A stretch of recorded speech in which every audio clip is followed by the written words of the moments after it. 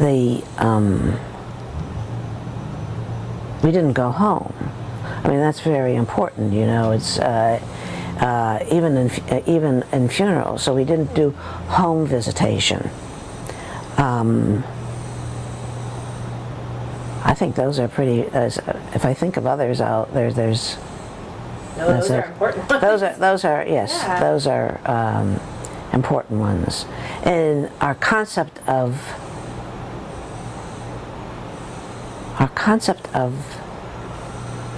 obedience was doing what somebody else told us to do.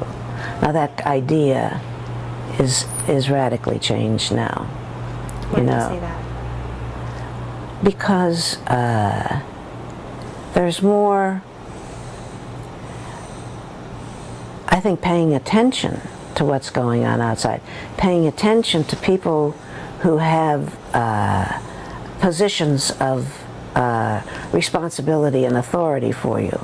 But it's much more dialogical, and it's much more listening to what's going on inside of you. I mean, the spirit of our conscience. There's nothing higher than what it is. So there's much more going back and forth. For my first assignment to where I was going to go in 1962, after I had made my first profession, we were in a huge auditorium, and somebody was on the stage, and they were telling us where we were going to go for the next, I don't know. And you would stand up and they'd say, your name, you are being missioned, we are sending you to. And I remember I was so nervous. I sat down and I said to the person next to me, I said to the sister next to me, where am I going? I didn't even know. And and then I didn't really know the place. I didn't know where it was. So I was going from New York to Arlington, Virginia. And I taught in a grade school for 7 years, and then that was when Vatican II was happening. So what is Vatican II, and how did that change the course of your life? Vatican II was, I guess, an opening of the door of the church, and an opportunity for me to understand better what it meant to be church, and this extraordinary man, John the 23rd, got an inspiration. He said he just got an inspiration that I must call a council. He called a council. He surprised the world. He surprised all of the bishops. Then there was a 3-year preparation for it, and it opened in 1962. So I think that's a very important contemplation time for people who are Jubilarians like myself, because in a sense the growth of the church has grown as much as I have grown in that church for the last 50 years. And I guess there's sometimes a fear in me that there's some resistance toward that door that opened in a lot of places, and I guess there's a fear that the institutional church is going to be radically changed, or is being radically changed, and some people don't want it to be so. You think even 50 years later, there's still... I think so. That's what's going on now. Yes. Is that what you account the last? I think that there's a fear of.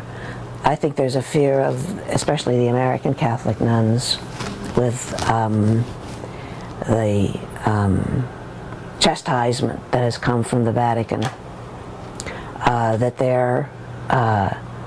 they want more. They want more than what they think that the church should go. What do you mean by that?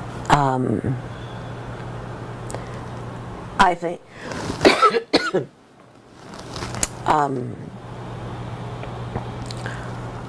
I think they fear that we're radical feminists, instead of women who are growing more deeply involved in looking at their founders at the beginning of why they were founded, and more deeply involved in reading the gospel to find what it is that Jesus would have us do in this day and age.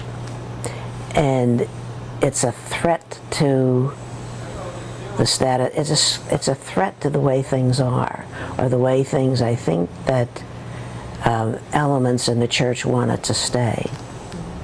So that's what I think. And of course, religious women are now contemplating how to keep the dialogue going, because we are members of the church, and we want to be members of the church, and those who are chastising us are our brothers, you know. So it's this is all process now. This is a process of discernment and prayer for I think that for religious. So it's a very important and challenging time for us. Absolutely. Now, when the doctrinal assessment came out, it was in April, I believe, or it was in the spring sometime, if I'm correct. Yes, I think it was. Were you surprised by that? Was that, I mean, were you not? Let's put it this way. What was your reaction when you heard of it? I think I was surprised. I was surprised it was so overt and radical. And yeah, there are a lot of I was surprised. Mm-hmm. You know, why would they do that to good people? Why would they do that to good people? And why would, I mean, of course we're not perfect, and we've made many mistakes, and certainly I'm involved in making mistakes, but there's been a consistent witness of being with the poor, of being concerned for people, of doing new things, for at least for all of my life that we've been doing it. And then I've been part of that. And I used to think, well, because if you have some, or I have some questions about some of the dogmas of the church, that I'm not a faithful Catholic, but I have my experience, and I have my reading of what the theologians are talking about. So it's more than just the teaching authority of the bishops. All those three things have to come together in order for us to come in contact with what it is that Jesus is calling us to. And our first commitment is not so much to the institutional church. Our first commitment is to Jesus. So going to the gospel, going to that in prayer, and most religious are now doing that in community. So it is it has to be a great challenge, and it has to be a great challenge to our brothers and sisters.